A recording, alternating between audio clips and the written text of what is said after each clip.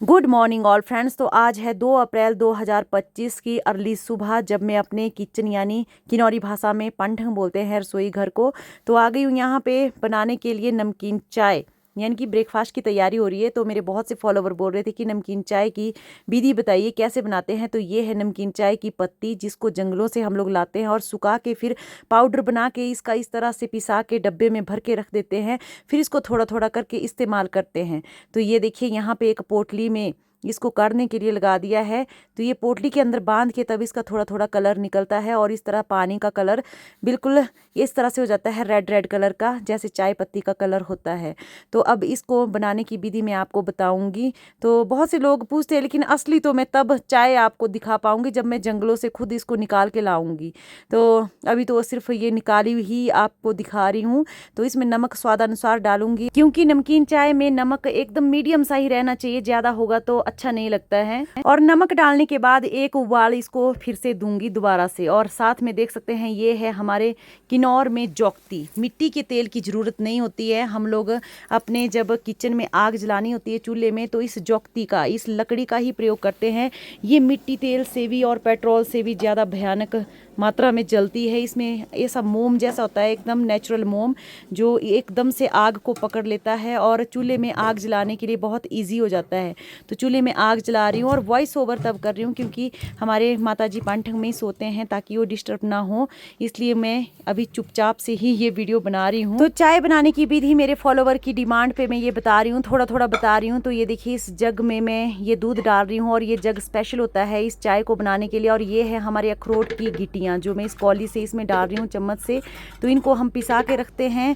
आपको पता है हमारे किन्नौर में बहुत से प्रकार के ड्राई फ्रूट्स होते हैं, जिनको हम अपने खाने में अलग अलग तरह से इस्तेमाल करते हैं। तो चाय में भी हम लोग ड्राई फ्रूट डालते हैं। ये नमकीन चाय पूरे ड्राई फ्रूटों के द्वारा ही तैयार होती है। वैसे घी भी डालते हैं, लेकिन घी मैं नहीं डालूंगी क्योंकि मुझे घी पसंद नहीं है एक चाय में डालना। तो वैसे घी वाली चाय भी बहुत अच्छी होती है, ऐसा नहीं है। मीठी चाय में भी कोई कोई घी डाल के पीते हैं, उसका टेस्ट भी बहुत अच्छा होता है। हम बचपन में पीते थे वैसे, लेकिन अभी मेरा मन नहीं होता है इस तरह से घी वाली चाय पीने का।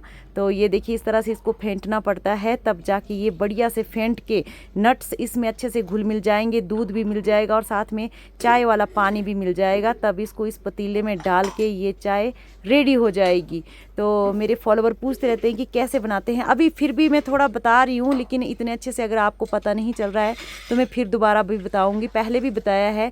तो सही मायने में तो मैं चाय बनाना तभी आप लोगों को बता पाऊँगी, क्योंकि जब मैं इसकी चाय पत्ती को खुद जाके जंगलों से लेके आऊँगी तो वो मैं देखूँगी कब जाऊँ, क्योंकि इसकी जो चाय पत्ती होती है बहुत दूर दूर के जंगलों में होती है। वहाँ पे जाना बहुत मुश्किल होता है, वहाँ पे कभी कभार ही जाया जाता है। तो आजकल नवरात्रि भी चले और नवरात्रों का आज 5वां दिन है। कल 1 अप्रैल 2025 को नवरात्रि यानी तीसरा और चौथा नवरात्रा एक साथ था। 2 नवरात्रे एक ही दिन में हो गए थे। तो इस बार पूरे 9 दिन नवरात्रे नहीं होने वाले हैं, इस बार पूरे 8 दिन में ही नवरात्रे ख़त्म होने वाले हैं। तो ये है हमारे किन्नौर के मुख्य अनाज फाफड़े के चिलटे, जिनको मैं तवे पर थोड़ा सा घी लगा के गर्म कर रही हूँ, क्योंकि ये रात को बनाए थे। रात के हैं हमारे ये चिलटे। तो ये जितने बासी होते हैं ना, शाम के सुबह खाएंगे और सुबह के शाम को खाएंगे तो बहुत टेस्टी होते हैं। तो इनको वैसे गर्म भी नहीं करना पड़ता, पर चलो अभी हमारे खेत में हमारे भाई साहब आए हैं तेवनी महादेव जी के दरबार से, तो उनके लिए ये स्पेशल ब्रेकफास्ट, किन्नौर का ऑर्गेनिक ब्रेकफास्ट को रेडी किया जा रहा है।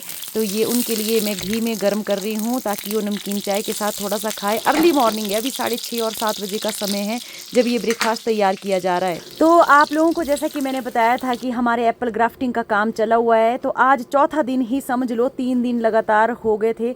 तो अभी थोड़ा सा बच गया है घर के साथ वाले खेत में। तो ये देखिए ब्रेकफास्ट तैयार हो गया और मिलाते हैं आप लोगों को एक बार फिर हमारे तेवनी महादेव जी के दरबार से आए भाई साहब को, और साथ में मेरे हस्बैंड भी चले गए हैं खेत में।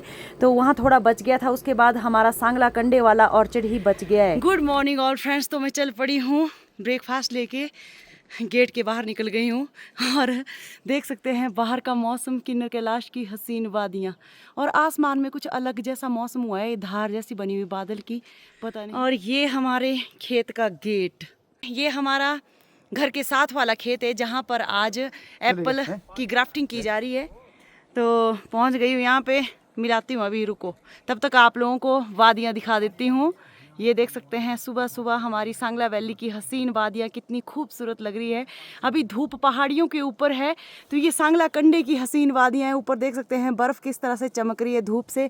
और इसके साथ ही इंडियाज़ लास्ट विलेज यानी फर्स्ट विलेज छितकुल की हसीन वादियाँ।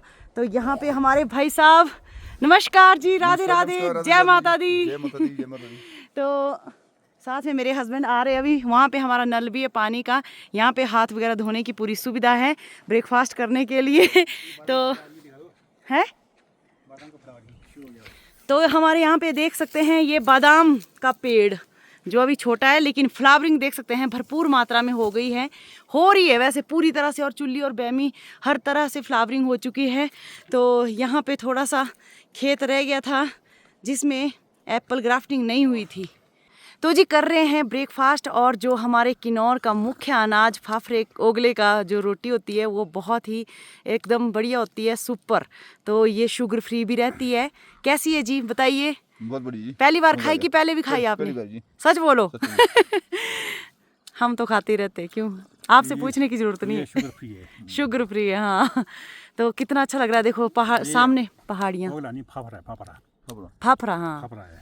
तो जितने को यहाँ पे ब्रेकफास्ट हो रहा है उतने को मैं आप लोगों को दिखा देती हूँ। ये है हमारा घर के साथ वाला बड़ा खेत, लेकिन यहाँ पे नहीं, इसके साथ वाला जो परे खेत है टोंगरंच बोलते हैं। हमारे किन्नौर में जो छोटे छोटे खेत होते हैं उनको टोंगरंच बोला जाता है। तो इस तरह से हमारे भी खेतों के नाम होते हैं। तो वहाँ पे एप्पल ग्राफ्टिंग की जाएगी और बहुत ही खूबसूरत। तो यहाँ पे मटर बीजे हुए हैं। मटर अभी कोई ऊपर है निकले हुए है देखिए, लेकिन ये बहुत ज़्यादा है बीज ना, तो कोई बात नहीं, एक आधा ऊपर भी निकल गया, कोई चक्कर नहीं। लेकिन पूरी तरह से बीज नीचे ही गया हुआ है। ये देखिए मटर का बीज दिख रहा है। इसमें सबसे लास्ट में मटर बीजाए थे, सबसे लास्ट वाले दिन में। तो जब उग जाएंगे तो आप लोगों को दिखाऊंगी कि किस तरह से हमारे यहाँ पे मटर की फसल हुई तैयार। तो जी हो गए हैं शुरू हमारे भाई साहब। जनाब ये बताया ना आपने? पता नहीं मेरे को, कौन सा बताया? एक ये कौन, बड़े वाली को? अच्छा अच्छा, ये बस 2 में करनी है यहाँ पे? हाँ 2 में। ठीक है। तो ये देखिए ये लगी है कलम होने एक बार फिर से। ये स्पेशल आरी और औजार पॉलिनेटर के लिए ना। कल ली 1800 में लीजिए। कैसे? 1800 में ली कर लिए, मेड इन जापान। 1800 क्या है? 1800 में खरीदी कर ये। अच्छा 1800 की ली, समझ नहीं आ रहा था। कौन, क्या नाम? Medium Japan, made in Japan, made in मतलब जापान का बना हुआ है। अच्छा अच्छा, मेड इन जापान, अच्छा अच्छा। तो जी ये देखिए मेड इन जापान की आरी, और वहाँ पे लग गई है कलम होने, इससे हो गई कटिंग। तो वही, अगर इतना ज़बरदस्त कार्य करना है उसके लिए औजार भी ज़बरदस्त होने चाहिए। ब्लेड तो मैंने आप लोगों को दिखाई दिया था। जो इस को कलम को कटिंग करने का ब्लेड है वो कोई सब्जी काटने वाला नहीं होता है, एकदम स्पेशल, यानी छुरी जो इसकी होती है वो एकदम स्पेशल होती है। और इस तरह से ये की जाती है, ये देखिए। तो मेरे बहुत से फॉलोअर पूछ रहे थे कि एप्पल कलम लगाने के बाद कब इसमें फल देना शुरू करेगा, ये कितने टाइम में देना शुरू करेगा ये फल? 3 साल के बाद। 3 साल के बाद। 3 साल के बाद ये कलम लगाने के बाद सेब का फल देना शुरू करेगा। ये पॉलिनेटर लग रहा है। खैर ये पॉलिनेटर के लिए लगाया जा रहा है, बाकी हाँ। सेब के फल तो बाकी टहनियों में लगेंगे ही, इसमें जो ये टहनी है इसमें लगेंगे 3 साल के बाद। ये पोलन करेगी फिर इसमें। हाँ और जनाब इसमें, और बाकी जब ये पॉलिनेटर लगाते हैं ना तो हमारे जो बाकी टहनियाँ होती है उसमें बहुत ज़्यादा भारी मात्रा में सेब लगते हैं। ये देखिए, ये देखिए भाई। तो आज हमारे ऑर्चर्ड में एप्पल ग्राफ्टिंग का ये लास्ट दिन है, चौथा दिन है आज। तो इसके बाद हमारा दूसरा ऑर्चर्ड जो सांगला कंडे में है, जो समुद्र तल से 9000 फीट की ऊंचाई पर है, वहाँ पर एप्पल ग्राफ्टिंग की जाएगी। तो इसके साथ ही करती हूँ वीडियो का with the end. Okay, bye bye all.